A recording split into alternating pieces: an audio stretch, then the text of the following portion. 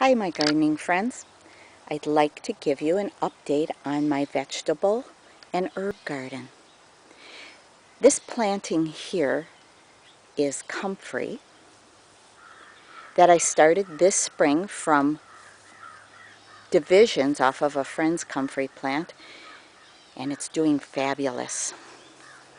I'm using it to make comfrey oil infusion, and I have applied it to my sore ankle, my knee, my calf, and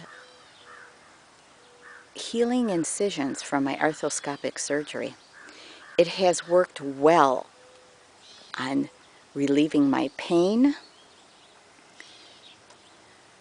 minimizing my scars, and I'm going to continue on using it. I have trigger finger also that I'm applying it to, and it seems to be loosening up that joint and taking the inflammation down. So I'll be talking more about that on my website and how I made the comfrey infusion oil. But very beneficial. Okay, here is my Amish paste that didn't look so good in spring, but it's coming along. It is about 8 o'clock in the morning, and it is not full sun in this area yet. It does get 8 hours. This is my, let's see, Kentucky Wonder pole bean, which I am thinking of eliminating this because I don't care for the flat stringed pod. I have now grown this season Vortex, and I prefer them over the Kentucky Wonder pole bean. The Vortex is long. Oops, the sun is long, and very similar taste to the Blue Lake bush bean. No strings and nice and plump. Over on this side of the trellis, this is the back side, I can pick easily, but the tomatoes and cucumber are shading it a bit. So it's not producing, I'm thinking, as well as it could. I am having Japanese beetle trouble, but not that it's minimizing the bean production. Bean production's fine. This is my big beef, and I have some huge tomatoes in there. We have eaten some smaller ones, and they're tasty, and I think it's a do again. I don't know if I'll weigh them like some of you do, but I might let you know how big they got. I do have string up on the frame of the greenhouse, and the tomatoes are growing up that now, and the cucumbers. The cucumber is Market More. It's doing great. I have had quite a few cucumbers off of it. I think I've been harvesting for about a month now. I gotta get some more picked. Juliet is my cherry tomato, larger than a cherry, but I like it. I can slice it up and put it on the salads, and like the little cherries, they roll around on your plate when you try to stab them with a fork. This one works well by just slicing it up in a few pieces. Borage, I use that a lot in my veggie garden as a companion plant. It's doing good, attracting the bees. Brandy Wine. There's some in there. Pretty good. My peas, I gave you an update on that the other day. They seem to acclimate to the garden well. Carrots, more borage. Something's been eating my kohlrabi, so I'm thinking it's slugs. I put slug bait down, and I know it attracts slugs too, but I gotta get them under control if I want kohlrabi.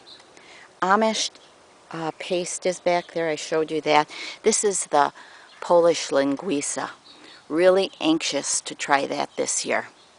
All the tomatoes I grew this year are new to me, so I'm excited to taste them. Over here, right next to the veggie garden, great pollinator, attracting pollinators, bee balm, black-eyed Susans, Queen Anne's lace, all great. I have a lot of hummingbirds and beneficial insects around here. Type of sage and my nasturtiums. No chemicals used over here.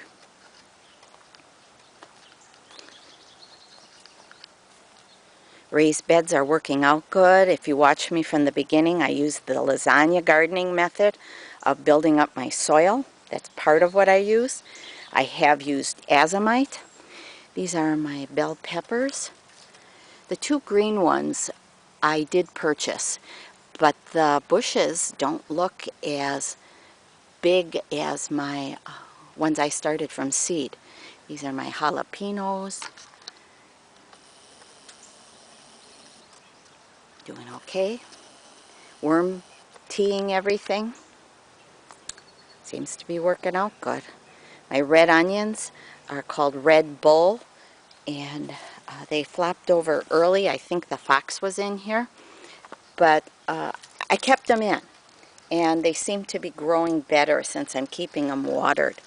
I planted lettuce late, 2 weeks ago, in between the peppers, so it gets part shade and, you know, will grow in the hot weather. And I've had lettuce since, I think, April. I started harvesting it in the house. Blue Lake bush beans, producing well. I keep picking, they keep producing. Also some basil. I have used kelp meal, azomite, worm castings. Let's see. Oh, of course, then that's on top of the lasagna garden. So my soil is getting better. I wanted to show you these especially. These are my red noodle beans. Or, yeah, they're called red noodle. Long, long, long. I have them growing up this structure that I made out of saplings. One of my uses for saplings. And I'm hoping that it fills it with foliage and then all these beans will be hanging.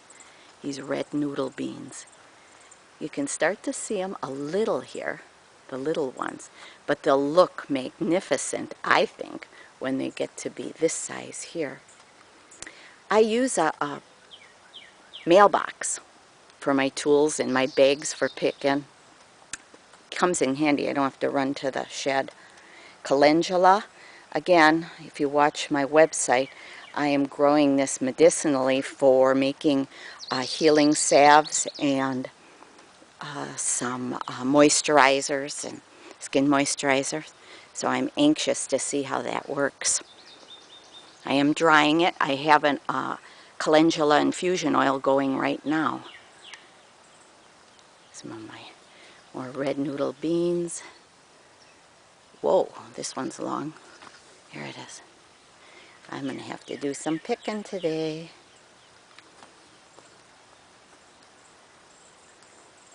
Broccoli, lettuce planted at the base.